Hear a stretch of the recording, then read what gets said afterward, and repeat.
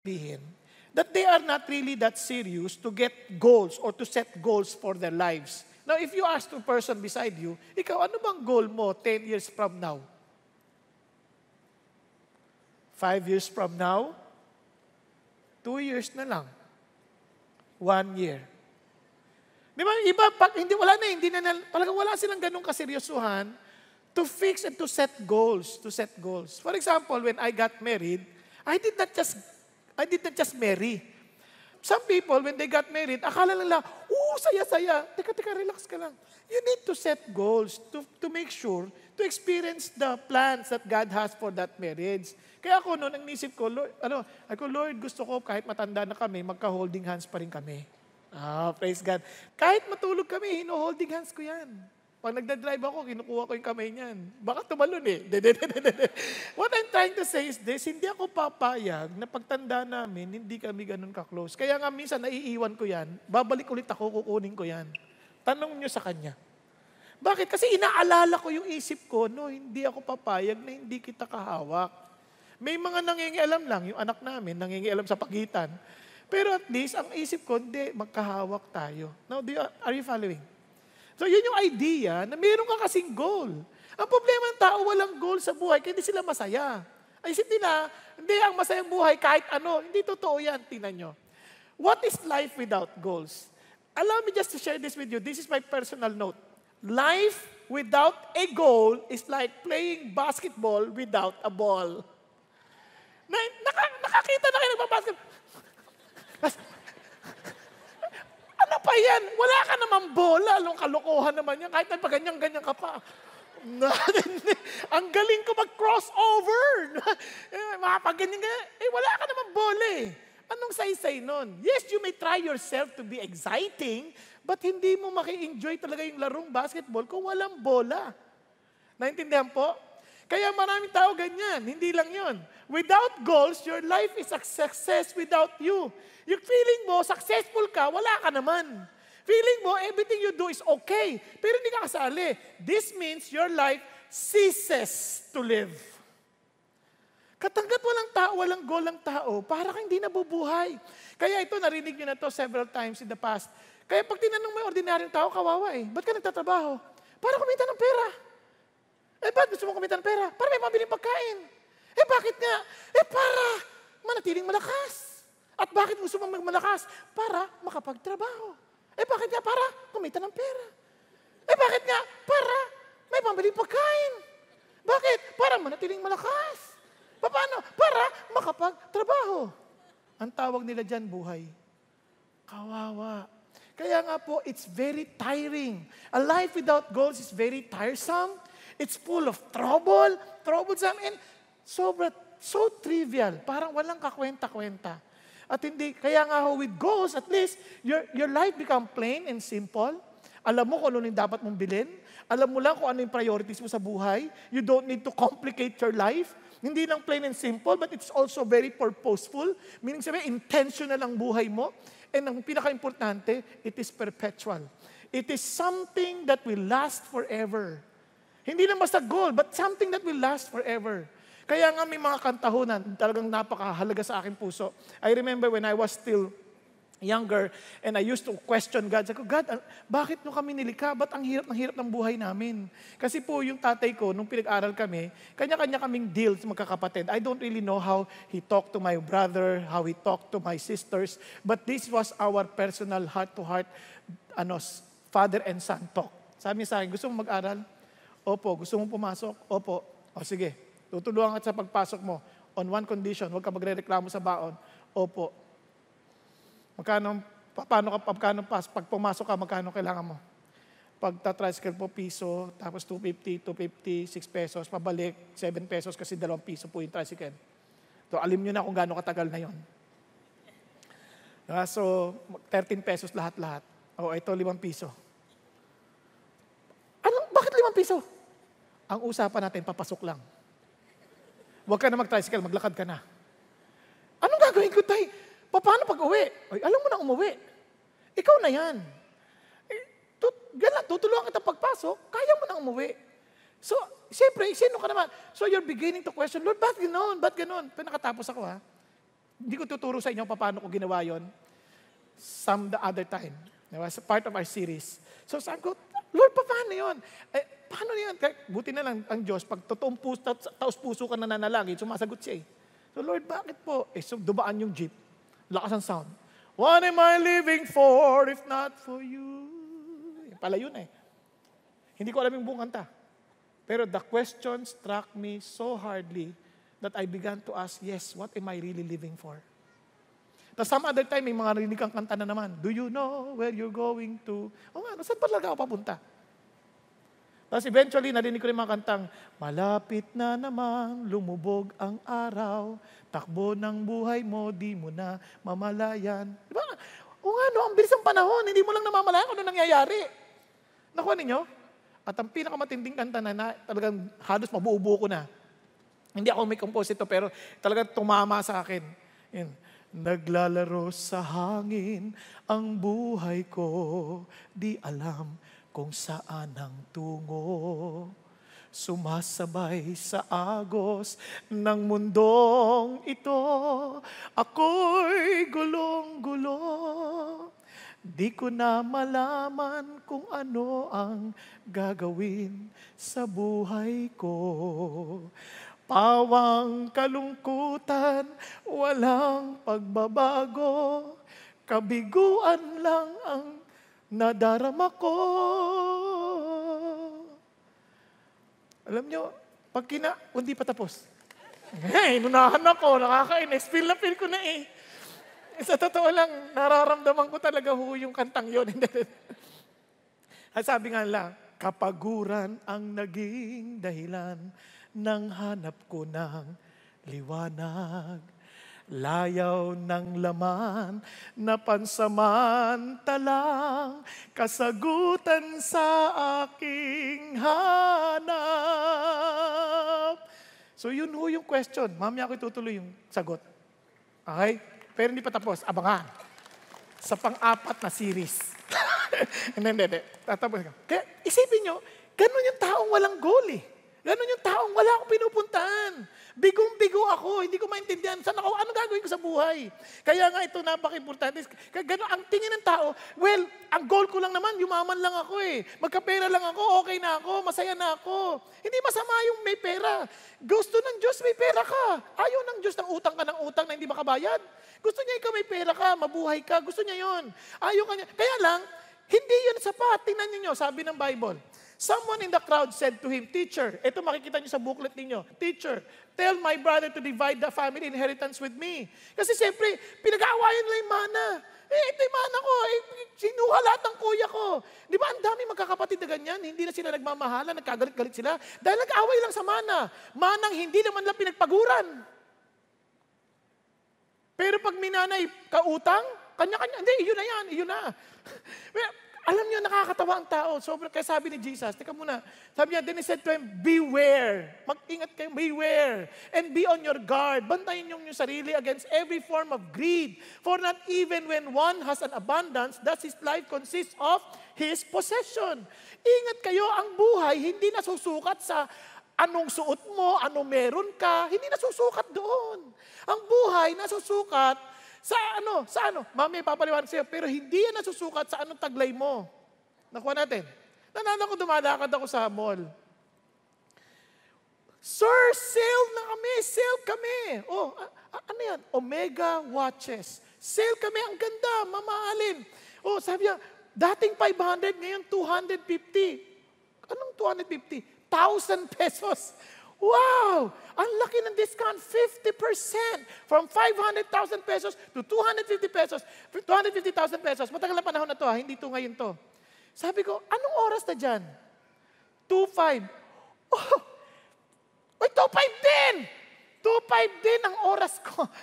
At the price of 5,000 pesos. Naintindihan sabihin, not to insult anybody who's wearing something so expensive. What I'm trying to say is this, hindi yun ang sukatan ng totoo mong pagkatao. I praise God if you have that. I praise God. Pero kung nagkautang-utang ka para lang magkaroon yan, kawawa ka naman. Hindi naman yan. Kasi ganun yan eh. Parang naglalaro ng basketball. Naka-Jordan. Wow! Jordan 30. Advanced na advanced na siya. Forma, lahat, nakaganyan. Tapos yung damit, talagang Nike. Di ba? Talagang lahat, Jordan na lang, para pare-parehas. Makaganon. Hindi naman makashoot, bangko pa. Samantalang yung isa, nakachinelas lang, shoot ng shoot, nakakainis. Naku, ano niya ibig sabihin? So, wala yan sa suot. Wala yan sa suot. Nasa pagkatao mo yan. Nandun ang halaga mo.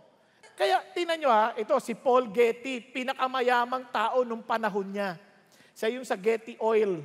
Pinakamayamang tao, palit-palit ng asawa, kawawa. Napakakuripot. Huwag na natin pag-usapan kung paano siya kakuripot. Pakita lang natin ang lungkot ng buhay niya. Ano sabi niya?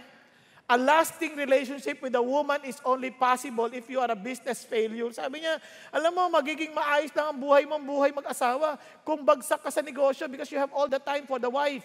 And lungkot ng kanyang prinsipyo. Sabi niya, I hate and regret the failure of my marriages. Sa totoo lang, hindi ako masaya sa mga kabiguan ng aking pag-aasawa. I would gladly give all my millions for just one lasting marital success. Magkaroon lang ako ng masayang pamilya. Handa akong kawalan yung billions na yan. Huli na nang malaman niya. Kawawa. Huli na. Kasi anong saysay ng lahat ng yaman? Di ka naman maayos-ayos sa relationships mo. Ang daming ganyan. Nagtrabaho, iniiwan ng asawa dahil gusto magkaroon ng bahay. Pag uwi niya, wala na siyang may bahay. Yung iba naman, mas malala. Nagtrabaho sa iba, nagpakatsaga-tsaga para lang sirain ang kanyang sariling pamilya. Dahil ang excuse niya, malungkot na nga ako sa ibang bansa, kaya naghanap ako ng kaligayahan. Kaya anong natagpuan mo? Kalungkutan. Yun ang katotohanan. Kasi nga mali Hindi problema sana yung relation, hindi problema yung yaman. Kaya lang, mali ang ating nagiging direksyon. Kaya sabi nga ni Lawrence Bernstock, tama siya success without happiness is the worst kind of failure. Kahit makabot mo lahat ng goals mo, pero hindi ka naman masaya, failure yun. Naalala ko nga nung nandun kami sa New York, umakyat kami sa Statue of Liberty, tagal-tagal ng pila, maabot kami ng mga oras na kapila. Pagdating sa tuktok, sabi ng Amerika, ito lang ba yun? Kasi, pwede, you can stay there for a minute or two to take pictures and look around. What can you see? Nung sa maliit na bintana, ano nakita mo? Yung dagat na nakita mo nung paakyat ka. Mas mataas lang yung tingin. Pero ang liliit din. So, paano mo makikita kung wala kang binoculars? Kaya sabi ng Amerikano, sa English, di ko na English, Tagalog. Ito lang ba yun? Naintindihan ninyo? Kaya nga, kawawa hindi ka naman masaya Yes, you want something, but hindi ako masaya? Mamaya, sabi ni Dwight Moody, our greatest fear should not be failure, but of succeeding at something that doesn't really matter. Yun ang nakakalungkot. You've been striving so hard. Yan po yung kwenta ng dalawang farmer. Ewan ko narinig nyo ito, dalawang farmer, magkatunggali na matindi. Yung isang farmer, dahil meron silang kabayo, local race lang yun. Nag-hire ng professional jockey. Nag-hire ng dayain yung kalaban para manalo siya. Ang problema, dinandun na yung mga kabayo. Dumating yung jockey, late. Sabakay ka agad. Go!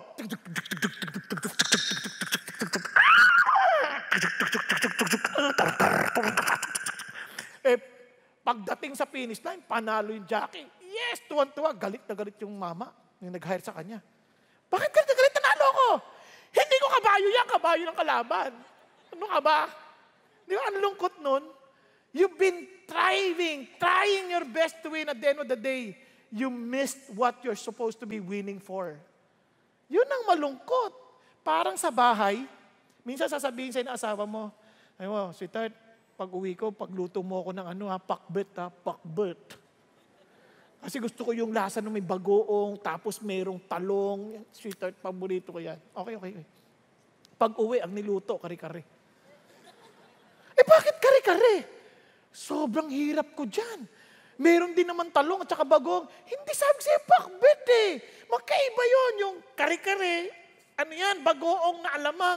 Yung gusto kong pakbet, yung isda. Yung bagong isda. Bakit? Di mo ba man lang na-appreciate yung hirap ko? Humawa pa ako ng puso ng saging sa kapitbahay. Hindi naman issue yung sacrifice mo Ang issue, you did not do what I asked you to do. And oftentimes, that's our lives. We've been busy for so many things, pero sigurado ka ba yan pinagagawa sa'yo ng Diyos? Sigurado ka ba yan yung pinag-accomplish sa'yo ng Panginoon Diyos? Kaya nagtataka ka, bakit ako parang bigo? Ganyan na exactly nangyari kay Solomon. Solomon with all his wealth, with all of his wisdom, he gathered and built so many things. He acquired so much money. He built parks. He built talagang houses, kingdom for himself. Ano sabi niya? I enlarged my works. I built houses for myself. I planted vineyards for myself. For myself, for myself. I made gardens and parks for myself. Can you imagine? And I planted in them all kinds of fruit trees. Ano sabi niya? I also collected for myself silver and gold and the treasures of kings and provinces. I provided for myself male and female singers and the pleasures of men, many concubines. What? Hindi, may sariling mga singer. Pag gusto kong kumanta, pakantahin mo si ganito. Pakantahin mo sa sarili niya yun, kanya yun. At hindi lang yan, ang amazing, ang daming asawa, 700 wives, 300 concubines. Oh, ito pa. Oh. Thus, I considered, look, all my activities, which my hands had done, and the labor which I had exerted, and behold, all was vanity. All was useless, and striving after the wind. What an expression. Para akong humahabol sa hangin. Hindi ko masalo-salo. And sabi niya, there was no profit under the sun. Walang pakinabang. Walang pakinabang. Sabi niya, lahat ng pagpupunyagi ko, walang pakinabang. Nararamdaman mo minsan yan? You've been asking God, you've been wanting to be promoted. Pagdating doon, parang walang pakinabang. Ano ba to? You've been asking for a position and yet when you got it, parang walang pakinabang. You've been trying to get married. Tapos nung nag-asawa ka na, parang walang pakinabang. Ano ba to? Kaya nga, alam nyo, ang daming nabibigong tao. Kakaawa. Kasi nga, sabi nga ni Augustine, ang totoo, every man, whatsoever his condition, desires to be happy. At minsan na nga, all men seek happiness. This is the motive of every action of every man. Lahat tayo gusto natin maging masaya. Pero hindi natin nakakatingin kung ano magpapasaya sa atin. Even though those who hang themselves.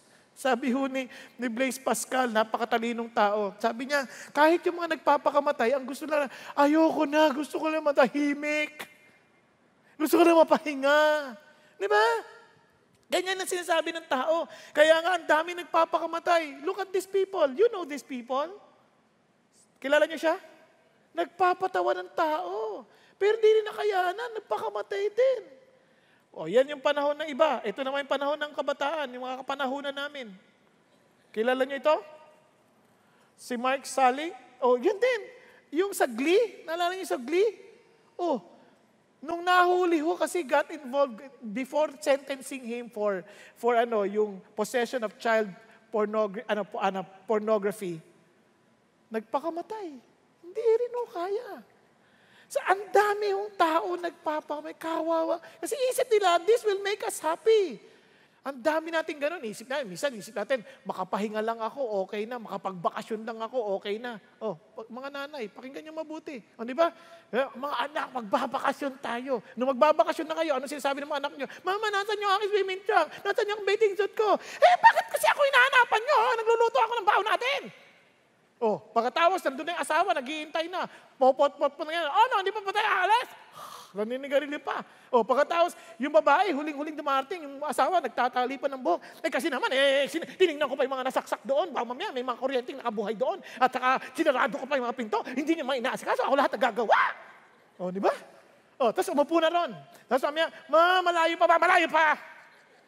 Magutom na ako mamaya na. Maiihin na ako. Badyan na. Di ba? Tapos pagdating doon, yung babae, hindi marunong lumangoy. Siya pa yung nagkakapag, ay, wakil lumayo. Habang yung lalaki na dapat magluwalangoy na doon, nakipag-inuman na sa iba. O, pag-uwi. O, saan si ma'am? Ay, tulog na tulog. Bakit? Pagod na pagod. Saan galing? Bakasyon. Foolishness. Hindi ka maintindihan. Ano ba nangyayari?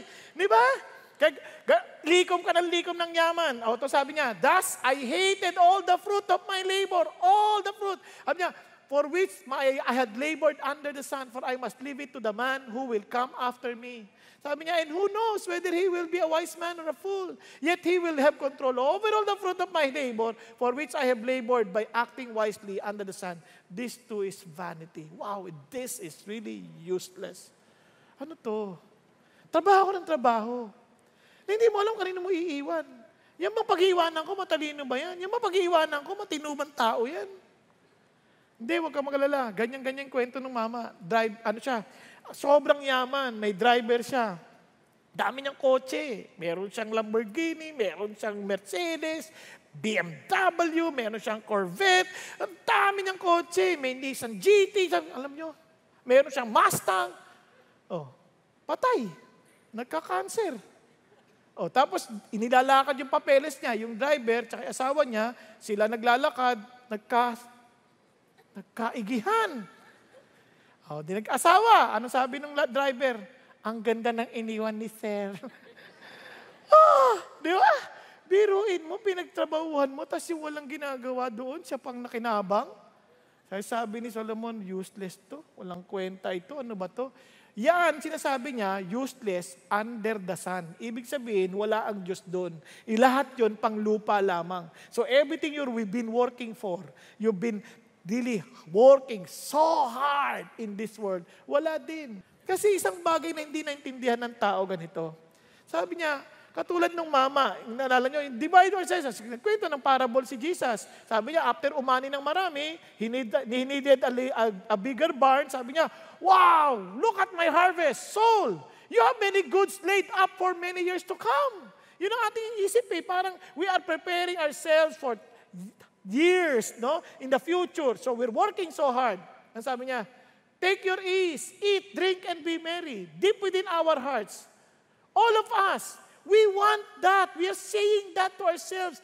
That is what the kind of life I want to have. That one day, I will just say to my soul, take ease, eat, drink, and be merry. Yung ba magpupunta na lang kami, magbabiyahe. Doon na lang kami pasyal ng pasyal. But God said to them, you fool. This very night, your soul is required of you. And now, who will own what you have prepared? Yan ang nakalimutan mo. Sabi niya, sandali lang. Whatever you have, sandali lang. May araw ka. Which you do not even know. Kung kailan, hanggang kailan. Isipin nyo, ang bilis lang ang problema, lahat tayo mamamatay. Tingnan niya katabi niya. Tingnan niya. Sabihin mo, alam mo, mamamatay tayong lahat isang araw.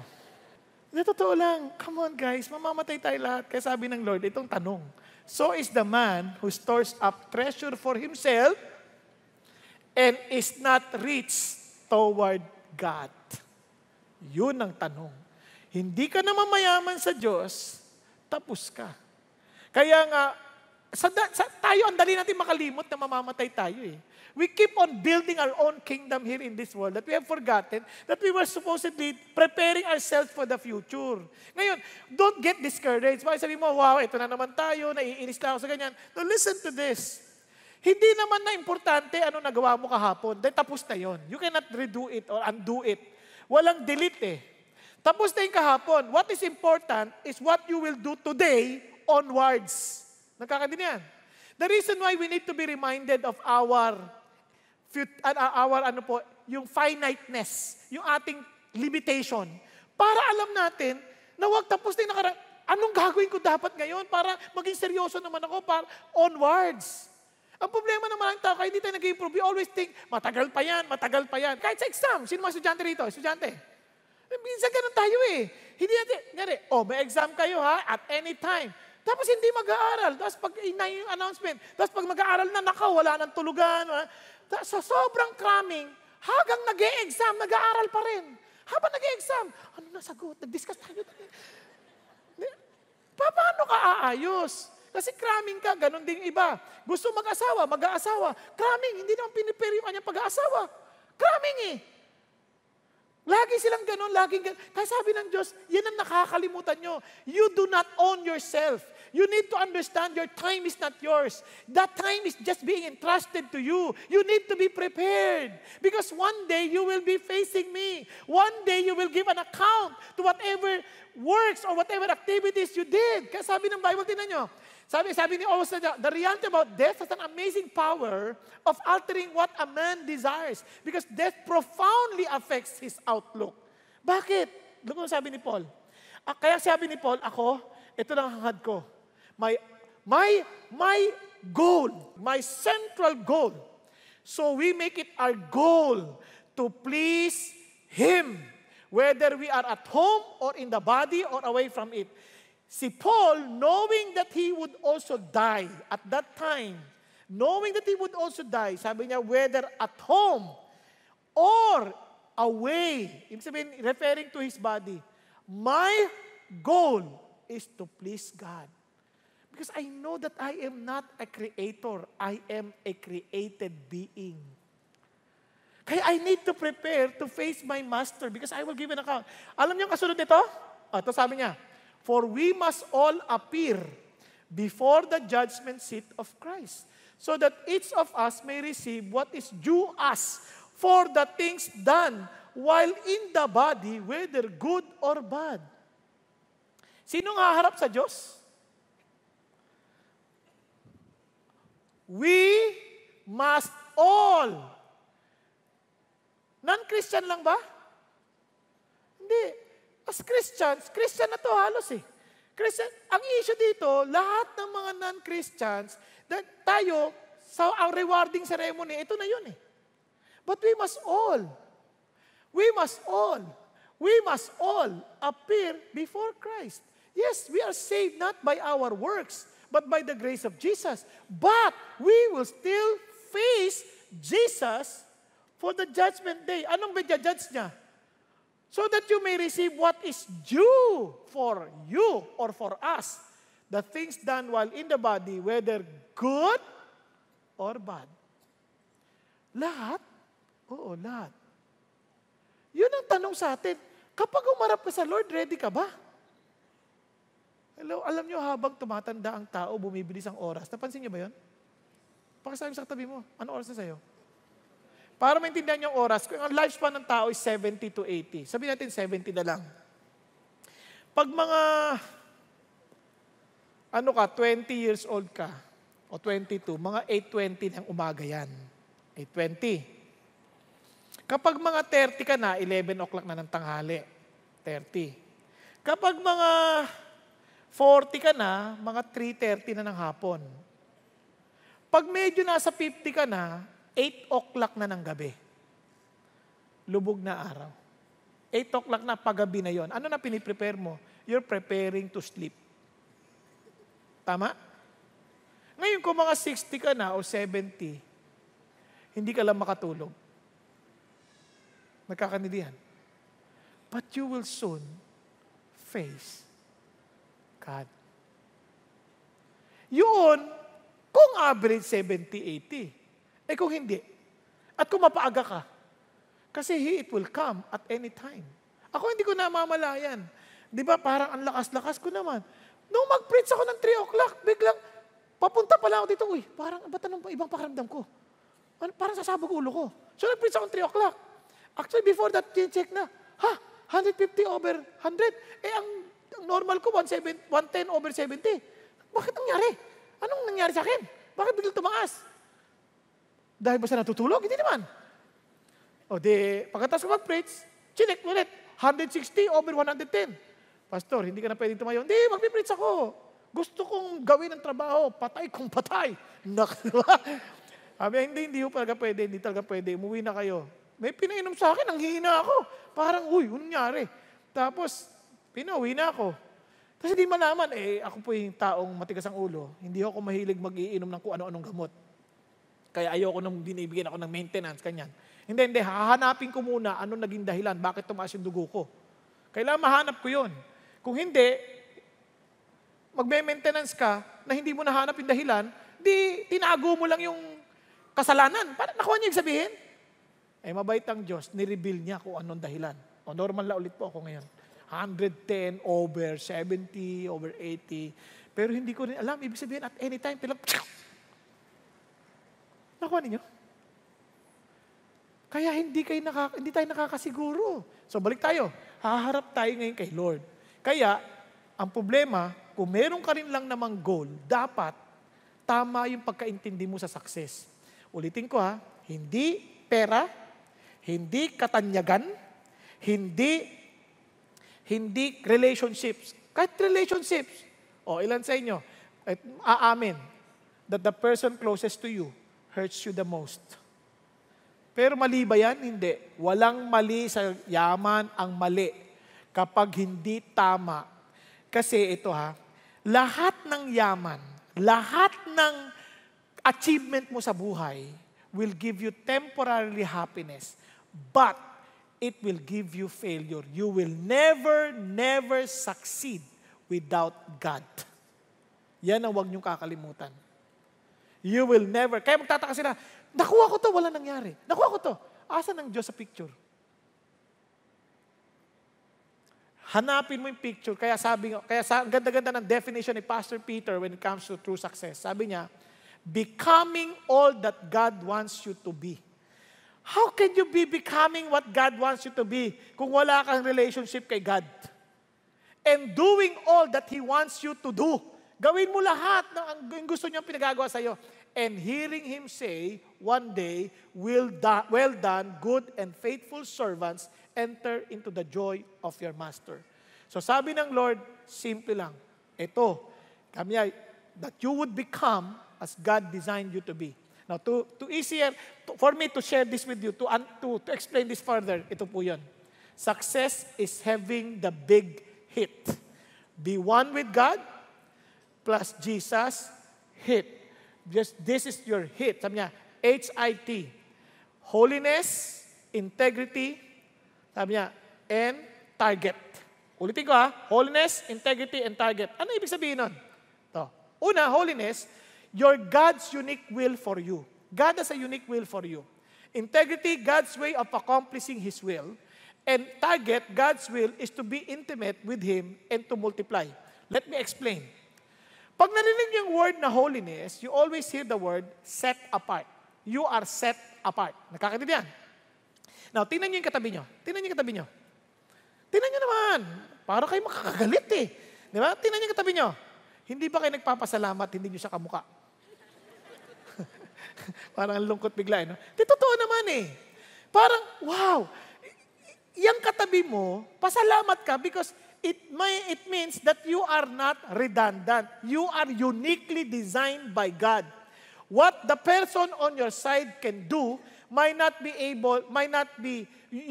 able to do it. But what you can do, maaring hindi niya magawa. Naintindihan natin? Kaya concentrate on what God has given you in order to understand and find satisfaction in God. Pag ikaw'y naging Christian, yun ang nagiging effect sa'yo. Bakit?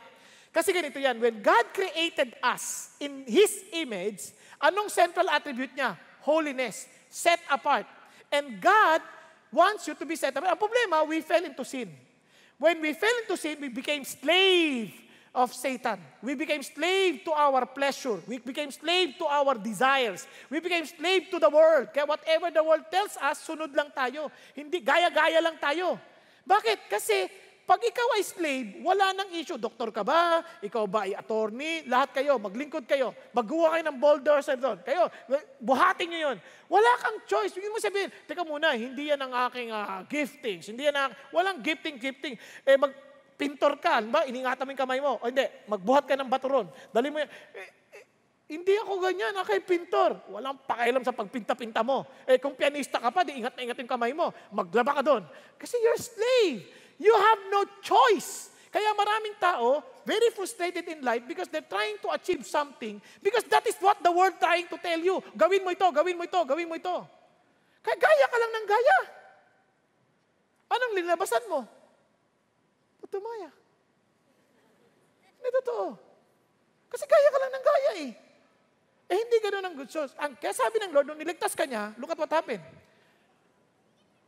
Because it is written, you shall be holy, for I am holy. Paano nangyari to? Sabi niya, if you address as Father, the one whom impartially judges according to each one's work, similar to what Paul was saying, conduct yourself in fear during the time of your stay on earth, knowing that you were not redeemed with perishable things like silver or gold from your futile way of life inherited from your forefathers, but with precious blood as of a lamb, unblemished and spotless, the blood of Christ. Now, doon pa lang pag-isipan niyo na mabuti. God is declaring how important you are. Sabi niya, you conduct yourself because you're holy. You've been set apart. Sa dami niyan, pinili kita, hiniwalay kita. Eto ka. Now that you are saved, you are set apart.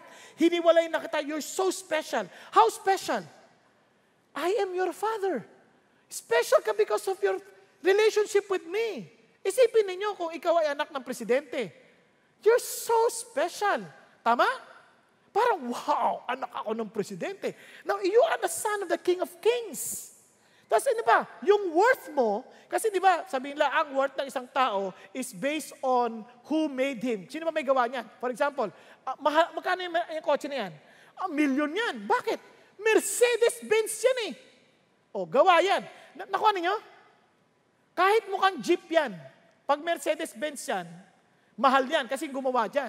O ikaw, you were created in the image of God. Pangalawa, nung binili ka, you are bought with the precious blood of Jesus Christ. Sobrang mahal mo. Kaya hindi mo kailangan humanap ng halaga from without. Kasi within you, God made you so valuable. Binili ka niya eh. Para kang 1,000. Napansin niyo ba yan? Sinong gusto ng 1,000? This is for giveaways. Sinong gusto? Okay, mahiya. Yung iba, nahihiya pa, kunwari pa. Pero sa totoo lang, gusto din naman eh. Sabihin lang, mukha akong pera. Alam ko na yun. Hindi kailangan sabihin ng iba kung anong totoo sa'yo. Di ba? Kahit anong sabihin lang, hindi ka mukhang pera, pero mukhang pera ka talaga, di wala rin yun. O, ito, sino may gusto? Naku, may plema pa. Ang pangit naman ito, lukot-lukot. O, sino may gusto? Ay, bakit? Yan ang halaga mo. Kahit anong mangyari sa'yo, hindi magbabago halaga mo. Pero ang halaga na yan will only make sense kung gagamitin mo ng tama. Kung sasayangin mo yung buhay mo, walang halaga yan. Eh, di ba? Kung uubusin mo lang yan sa mga bagay na walang kakwenta-kwenta, walang halaga. But in order for you to understand your worth, you have to invest your life. You need to surrender that to the maker, to the owner. Iso-surrender mo yan sa kanya. Nagkakaintindihan tayo? Kailangan mong ibigay sa kanya to. Ibigay mo sa kanya yung pagiging, yung buhay mo, ibigay mo sa kanya. Kasi pag hindi mo binigay sa kanya yan, ano mangyari sa buhay mo? Kasi hindi interesado ang Diyos na magkaroon ka lang ng buhay na wow, importante yan, mahalaga yan, parang okay na yan. No, you have to invest your life to Jesus. Nagkakaintindihan? And eventually, you would be surprised that the Lord will make you even more valuable. Sinong gusto? Alam mo, etong grabe kay God. Dahil sa halaga mo, hindi ka basta pinamimigay. Tama? Hindi ka niya basta isusuko, kaya nga walang makakaagaw sa aking mga kamay because you're so important. Therefore, I urge you, brethren, by the mercies of God, to present yourself, now that you know that by God's grace, by God's mercy, you are acceptable. You are set apart by God. Sabi niya, which is your spiritual service of worship. I-surrender mo yung sarili mo sa Diyos. And look at what happened next. Do not conform to this world, but be transformed by the renewing of your mind, so that you may prove what the will of God is. Remember? That you would become what God wants you to be. Yung will ng Diyos for you. That which is good, acceptable, and perfect. Yun ang will ni God. Ang will ni God, hindi pabigat yan sa tao. It is acceptable, it is perfect, and it is what? Good. Now, paano mangyari? How would you know? Oh, look at that. What effect? For just as we have many members in one body, all the members do not have the same function. You became part of the body of Jesus. Yung mundo na to, ang buhay niya is just to live for myself. I want to earn. I want to have this money for myself. sabi ng Lord, from now on, I'm bringing you back to your original design. You are not designed for yourself. The reason why you're different from each other, because you're not designed for yourself. Itong kanang kamay, hindi siya designed for himself, for itself. Isipin mo, paano niya kakamutin pa ng ati siya? Hello? Hello? Dinesign siya to serve other parts of the body. And the body of Jesus Christ serves the world as the light and the salt of the earth. Kaya pag nagtatrabaho ka, remember this.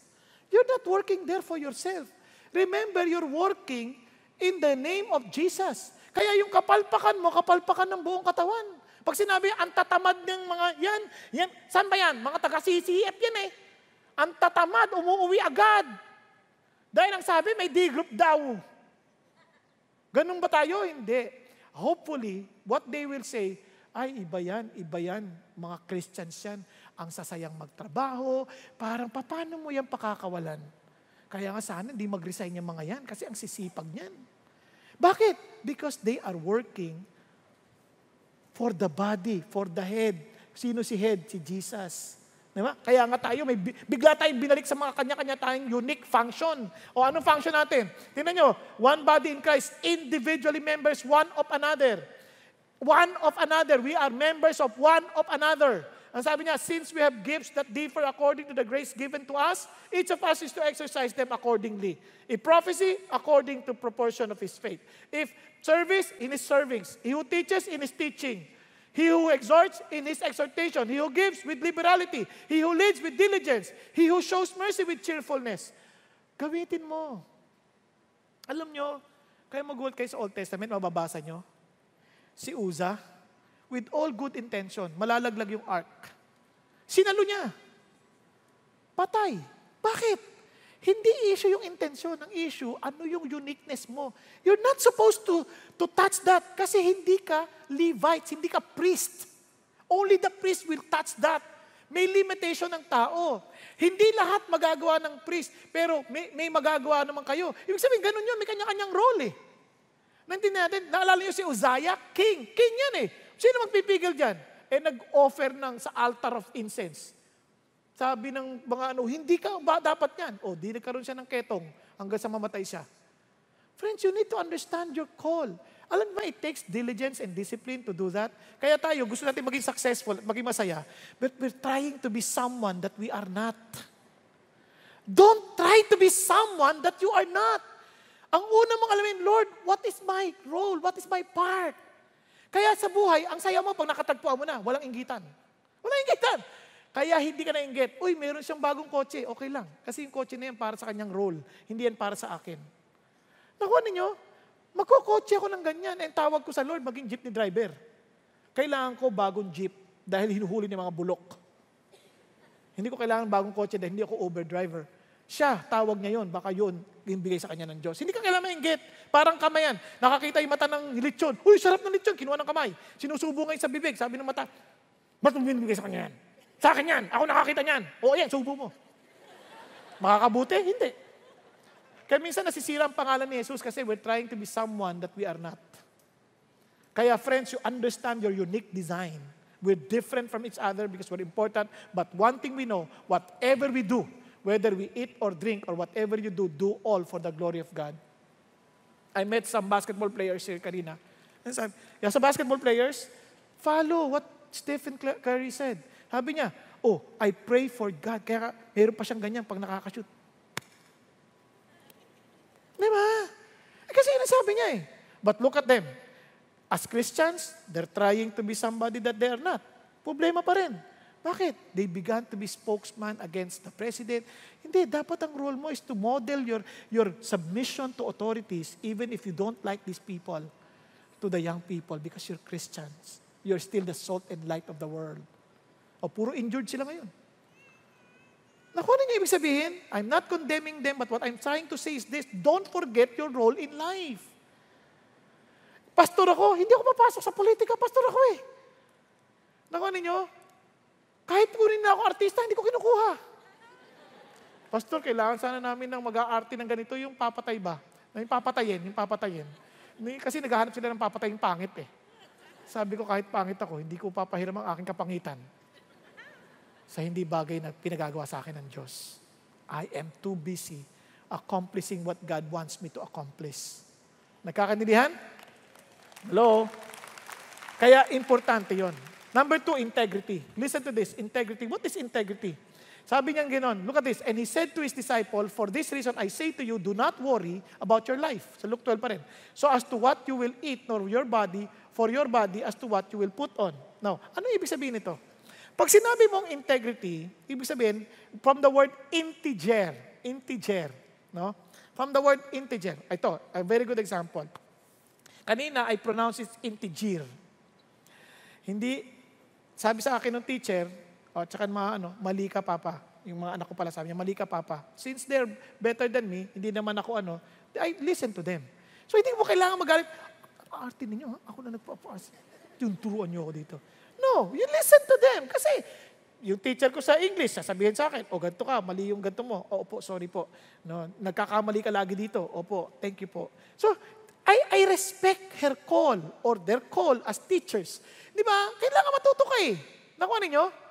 Pero, yung doktor, sabi sa akin, huwag ka magturo. Hindi ko pwede magturo. Magtuturo ako. Sabi ng doktor, wag eh. I respect their calling.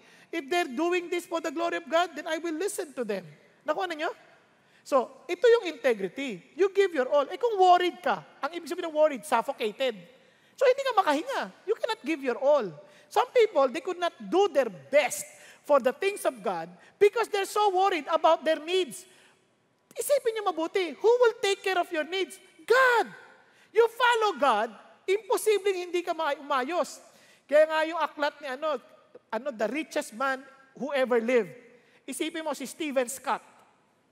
Namumblema siya as an employee. Naghingi ng counsel kay Dr. Gary Smalley. Sabi niya, sir, what should I do?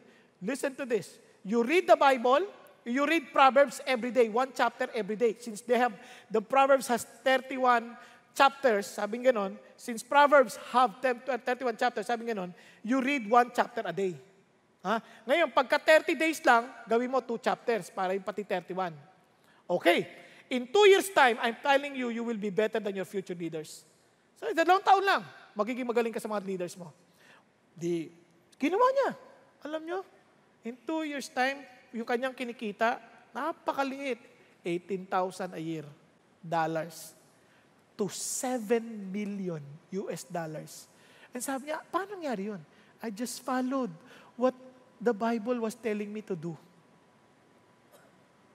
Tapos alam nyo, nagkaroon ng negosyo, amazing guy. Sabi niya, now, hindi ko kailangan mag-worry. Kasi bakit? Nung inaaral ko, instead na mag-worry ako, sinisik ko yung gusto ng Diyos na gawin ko. And there God blessed me. Hindi ko sisabing kikita ka ng 7 million, but you don't need to worry about life. If you will just focus, kaya you give your all to God. Kaya sabi ng Lord, tingnan nyo, when sinabi niyang integrity, dapat all. You shall love the Lord your God with all your heart, with all your soul, with all your might. And these words which I am commanding you today shall be your heart. Sa iyo muna. How? How do you apply the all? How do you apply the all? Tingnan nyo paano Kung nasa puso mo yan, ipapasa mo sa anak mo. Tingnan nyo. You shall teach them diligently to your sons and shall talk of them when you sit in your house and when you walk by the way and when you lie down and when you rise up. Tingnan nyo yung all na yan. Paano mo apply yan? Ganito ka, nakaupo ka. O ikaw anak ka, tatandaan mo, you shall love the Lord with all of your heart. Ganun ba yun? Tapos tatayo ka. Ikaw, alika dito. You shall love the Lord our God with all of your heart. Higa na tayo. You shall love the Lord our God. Parang ang kulit naman. Ano yung all na yan? Ganito yan. Yung all na yan, kahit nakaupo ka, nakikita ng anak mo ang pagmamahal mo sa Diyos. Nakaupo ka na. May nakita kang matanda na nangangailangan na upuan. Ay, upo na po kayo. Dito po kayo. Upo kayo. Mapapatingin yung bata. Pa, bakit mo ginawa yun? Mahal ko si Jesus. And mahal ni Jesus yung alam. Kasi ang tanong ko, dahil mahal ko si Jesus, ang lagi ko tinatanong, what would Jesus do in my situation? And how will He do it? Are you following? 2 questions. What would Jesus do? And how would Jesus do it? So yun din. Sige, upo ka na. Upo naman siya. Di makikita ng anak. Tapos nung makikinig ka sa service, pinanonood ka ng anak mo. Pinanonood ka, Si Daddy, wow, nakakatuwa siya. He prays diligently while listening to the message. Di ba? Oh, sasabihin anak mo, Dad, thank you for loving Jesus. Sarap naman, di ba? Oo nga. Naintindihan natin? That's all. In other words, lahat ng gagawin mo, you're so diligently considering the reality of God in your life.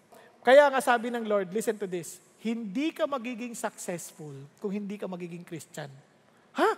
Bakit? Listen. For the good that I want, I do not do, but I practice the very evil that I do not want. But if I am doing the very thing I do not want, I am no longer the one doing it, but sin which dwells in me. Nagkakano na yan? Sabi niya, I find the principle that evil is present in me. Ang labo ko. Yung ayaw kong gawin na masama, yun ang nagagawa ko. Yung gusto ko mabuti, hindi ko magawa. Kaya palagi ko may masama. Nandito na yung evil eh. The one who wants to do good. For I joyfully concur with the law of God in the inner man. Sabi niya, but I see a different law in the members of my body waging war against the law of my mind, making me a prisoner of the law of sin, which is my members. Sabi niya, wretched man that I am. Who will set me free from the body of death? Sira na ako, patay na ako nito. Sino magliligtas sa akin? Kaya nga, lahat ng gawin mo parang at the end, bigo pa rin. Bakit? Ano sabi ni God? Sabi niya, thanks be to God through Jesus Christ our Lord. So then, on the one hand, I myself with my mind am serving the law of God, but on the other hand, with my flesh, the law of sin. Look at the effect. Therefore, there is now no condemnation for those who are in Christ Jesus. For the law of the Spirit of life in Christ Jesus has set you free from the law of sin and death. Hindi ka na sa ilalim ng batas ng kasalanan at kamatayan. Wag na wag mong isipin, hindi ko to kaya, hindi na ako magbabago, mali ka. You're no longer under that law. You are already free.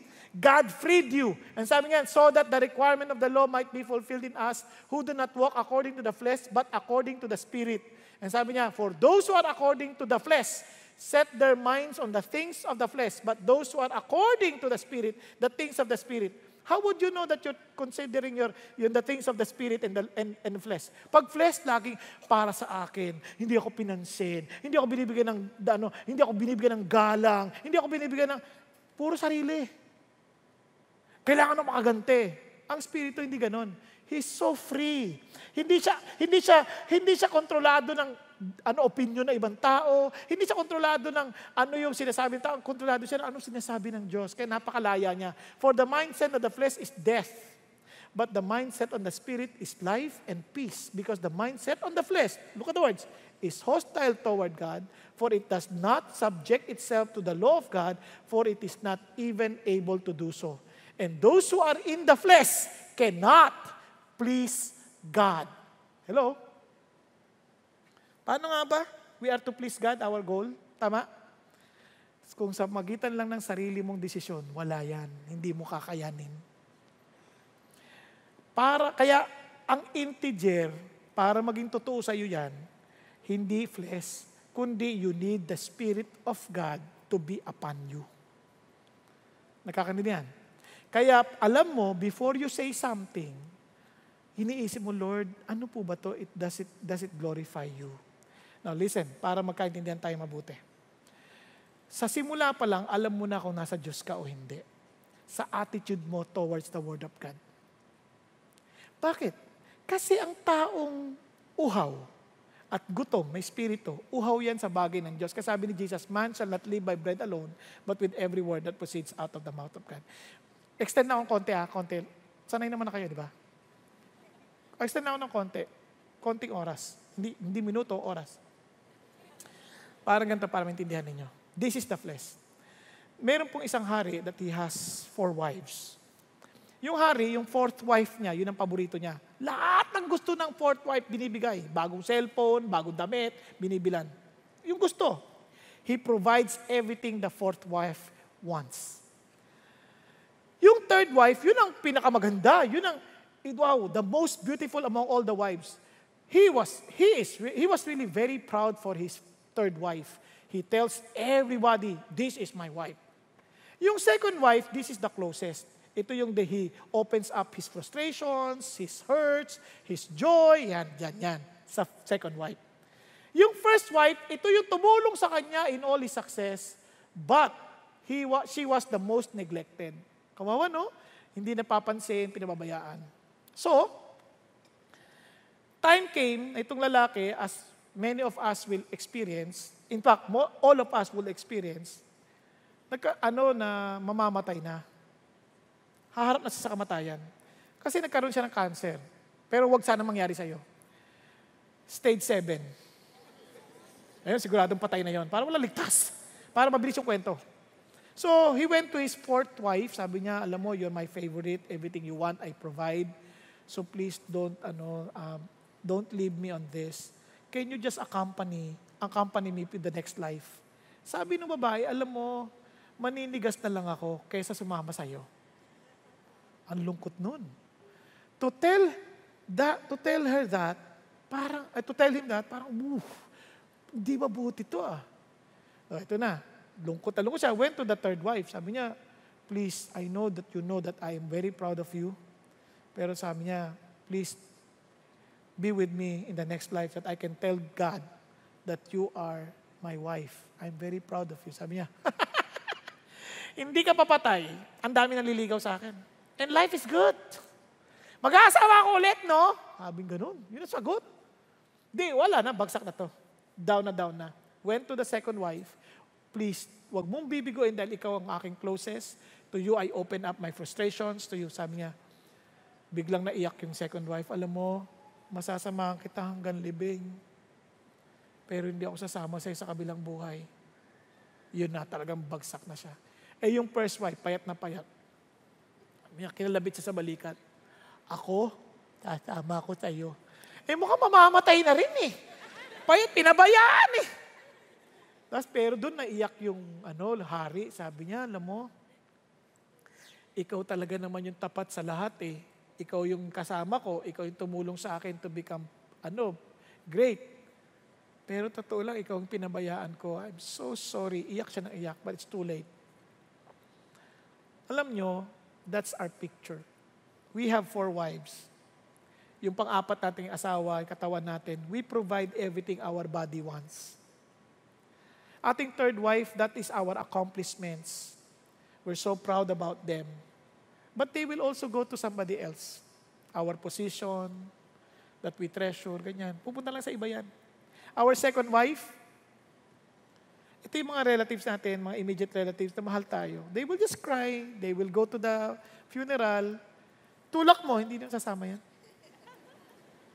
Pero ang ating first wife, yung ating mga kaluluwa, gutom na gutom, pinababayaan natin. We do not give that soul time to be fed during Sundays, during our day, or reading the Bible. Pinabayaan natin. Tinutulugan natin pag nakikinig tayo kasi it doesn't matter to us. Parang we don't really care. You know why? Because that soul is dying. And when you get to the next life, it will go and experience the second death. Because if it's really alive, the only person who can really feed that is the bread of life, Jesus Christ. Kaya sabi ni Jesus, man shall not live by bread alone, but with every word that proceeds out of the mouth of God. Hello? Listen to this. You are the man. You are the woman. You are the young man. You are the lady that God is talking to you. He's talking to you, He's telling you, what are you doing with your soul? You need the Spirit of God. Kaya sabi ng Lord, tinan nyo, however you are not in the flesh, but in the Spirit, if indeed the Spirit of God dwells in you. But if anyone does not have the Spirit of Christ, he does not belong to Him. If there is no hunger in your heart for God, no hunger for God in His Word, I doubt if you are alive. Pakikalabit mo katabi mo. Are you still there? Are you hungry for God? I see in your eyes. Now, sabi kaya sa niya, do not seek what you will eat, what you will drink, and do not keep worrying. Yan ang madalas nating hinahanap. For all these things, the nations of the world eagerly seek. But your Father knows that you need these things. But seek His kingdom, and these things will be added to you. Kaya nga, ang issue ngayon ng buhay natin, ito na ang picture ng buhay natin. God is the center. the family, the ministry, others, work, nakapalibot sa Diyos. Kaya ang tanong lagi, ano ba mga non-negotiable sa'yo? That should be your priority. Your relationship with God, you cannot delegate that to somebody else. Your relationship with your wife, or your spouse, you cannot delegate that to somebody else. Or sa anak, you cannot delegate that to somebody else. Hello? You put God at the center of your life. That's integrity. No God, there is no integrity. No God's Spirit, there is no integrity. Only flesh. And that flesh will never, ever, ever please God. Hello? And finally, your target. Kaya nga ang target natin, tinan nyo, that you, sabi niya, well done, good and faithful slave. You were faithful with a few things. I will put you in charge of many things to enter into the joy of your master. Dito, hindi issue dito ano sasabihin ng tao. Oftentimes, people would ask me, how does it feel na namin nagpapapicture sa'yo? I feel, mascot. Ang totoo niyan, I don't feel anything. Bakit? I experience being congratulated by people, and these same people will attack you when they don't like you anymore. And they will only remember you with your last preaching. Yun ang huwag mo kakalimutan. Kaya it is not their words. It is the word of Christ that really matters. Bakit? Siya lang hindi nagbabago. Because at the end of the day, His judgment is what we need. Kaya nga sabi ni Paul, whatever things were gained to me, those things I have counted as loss for the sake of Christ. And sabi niya, more than that, I count all things to be lost in the view of the surpassing value of knowing Christ Jesus my Lord, for whom I have suffered the loss of all things, and count them but rubbish that I may gain Christ. Lahat yan, basura, that I may gain Christ. Yun ang sabi niya. Okay, if you really want to experience success, ang challenge is this. Look at this. The Lord was with Joseph, so he became successful man. Alam niyo ba kung gaano katindi yan? He was a slave. He does not own anything. He does not own a wife. He does not own a house. He does not own anything. But how could God say that he was a successful man? Because the Lord was with him. If God is not with you, I don't care how much money you have. I don't care how beautiful you are. I don't care how handsome you are. You're poor. Nagkakaintindihan. God alone makes you successful. God alone, nobody else. Kaya nga, tingnan nyo na lang to. Thou his master saw that the Lord was with him and how the Lord caused all that he did to prosper in his hand. Whoa! Alam ng master niya that the Lord was with him.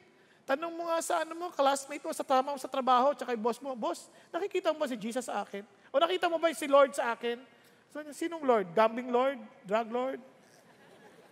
Anong klaseng Lord ang hinahanap mo? Kasi sila nakikita eh.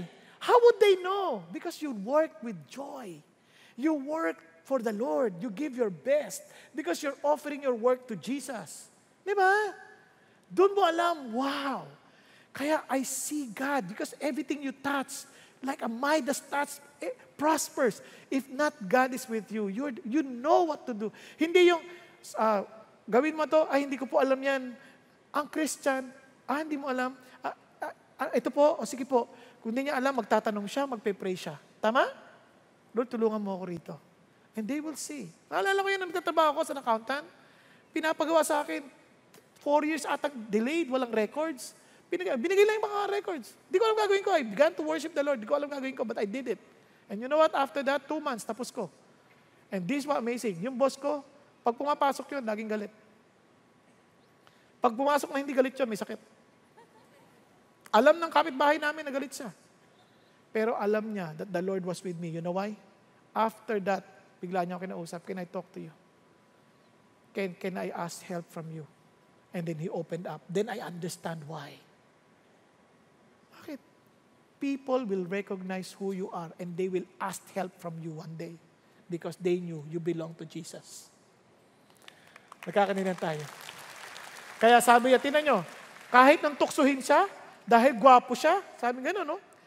Sabi niya, lahat. It came about the time, he made him overseer. Now listen to this. So he left everything he owned in Joseph's charge. And with him there, he did not concern himself. And sabi niya, Joseph was handsome in forms and appearance. Sinong papangit na kaanak ng Diyos kung lagi nakangiti, lagi nagtatrabaho, masipag? Hindi ka papangit. Ang mga pangit, reklamador, mura ng mura, galit, yan ang mga pangit. Kaya gagwapo ka eh. Tingnan mo na lang ang katabi mo. Now, ito amazing. And it came about that after these events, his master wife looked with desire at Joseph, patay. Nagkagusto kay Joseph yung boss. Nagkagusto. But sana, sabi niya, Joseph, musta? Tabihan mo naman ako. Wala si sir.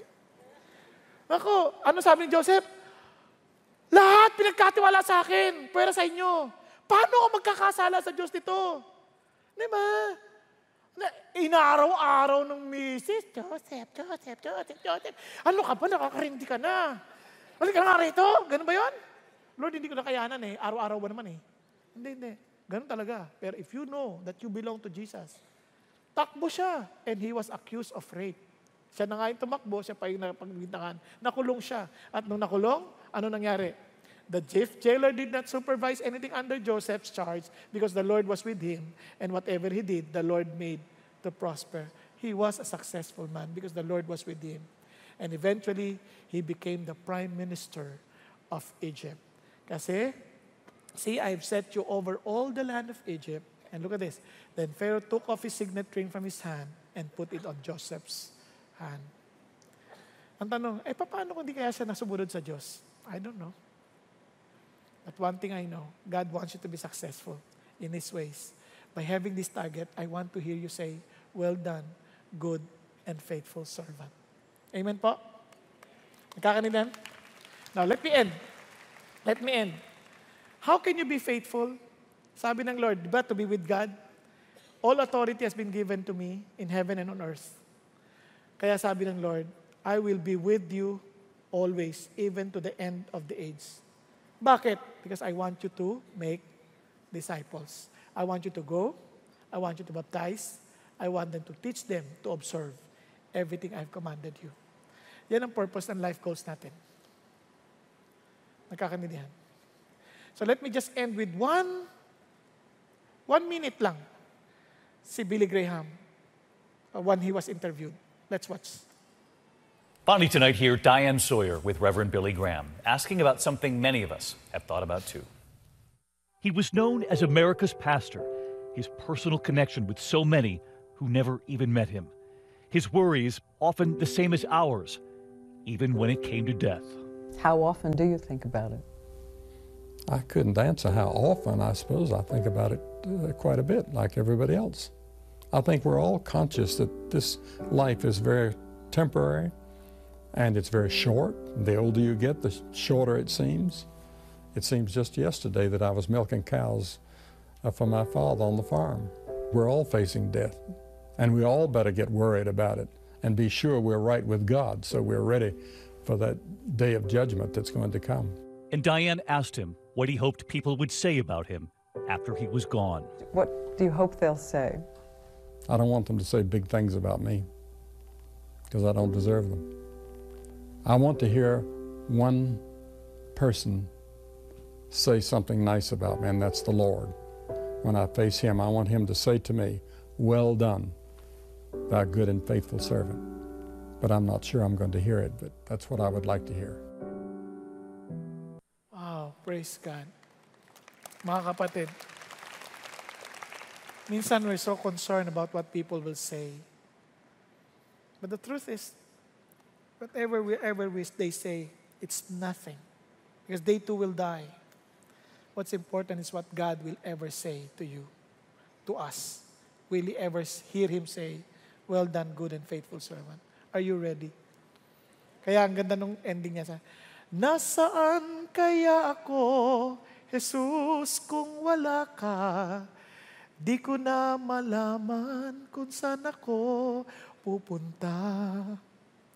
Maaaring nasa hangin pa ako, di alam kung saan ang tungo. Salamat sa Panginoon Jesus dahil I found life in Him. And I found my worth in Him. And I pray that you too will experience the same. Ang tanong lang ganito, will you be ready when that time comes? Tayo pong lahat ay yumuko at pumikit. I know that most of us, we want to be ready. We want to be sure. But unfortunately, up to today, most of us, we do not even experience a directed life, a purposeful life. And we just keep following the flow of an ebb of the wave of what the world tells us to do. Mga kapatid, are you serious really in your relationship with God? Na hindi yung buhay mo doble-doble, doble cara. Talagang sa todo ka sa Diyos. Kapatid, if you want to really fix that relationship, wala mang problema yung nakaraan eh. Tapos na yun eh. Ang mahalaga, what will you do now onwards? Gusto mo bang tiyakin na ang buhay mo ay ayon sa kalooban ng Diyos? Gusto mo bang i-commit yan sa Panginoon? Kung ganun ang loobin mo, why don't you stand as a sign of your humility and surrender? Say, Lord, I want that. Say, huwag kang mahiya, tayo ka. I want to pray for you. Huwag kang mahiya. Thank you, Jesus. Thank you, Lord. Hallelujah. Yes, huwag mong hintayin yung ibang tao. It's between you and the Lord. Huwag mo isipin nung sasabihin ng katabi mo. It's between you and the Lord. Sabi mo, Lord, I want to live a life worth living for. Yung buhay na para sa'yo. Yung buhay na kalakaluwalhati sa'yo.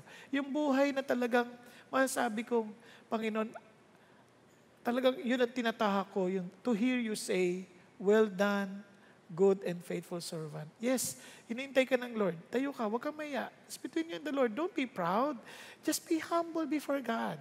Just listen to what God is telling you. You don't need to prove anything to anyone. It's between you and the Lord. It's between you and the Lord. Thank you, Jesus. Thank you, Lord. Yes, for the last time, I'm asking you, if you want to be serious with God on this area, you want to surrender your life to Jesus, you want to make sure that you will always be, from now on, you would be serious to consider always His will in your life, and by His grace, He will support you. He will help you. Come, stand up from where you are. Thank you, Jesus. Thank you, Lord. Panginoon, nakikita mo po mga taong nakatayong ito. Thank you, Lord God, for their humility. Thank you, God, for their desire to follow you. At Panginoon Diyos, I pray to empower them, to fill them with your Holy Spirit, to allow them, Father God, to really submit themselves to your Lordship.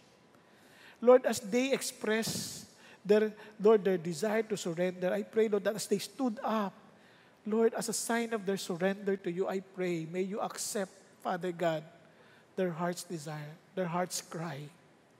May you listen to their prayers, O God, and thank you. It is your promise.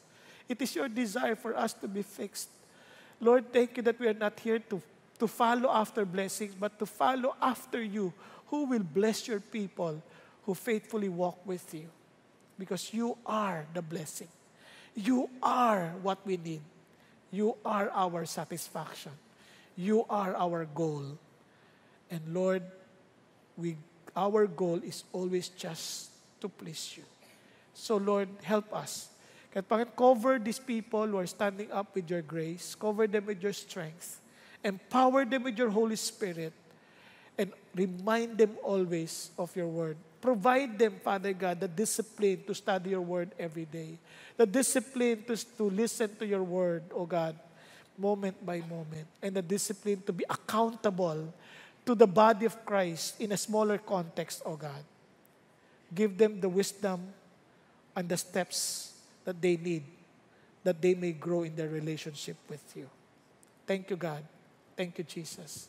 Truly allow us to have a big hit, that we may live in holiness, that we really what sets us apart, that we may live with a unique will that you have for each and every one of us.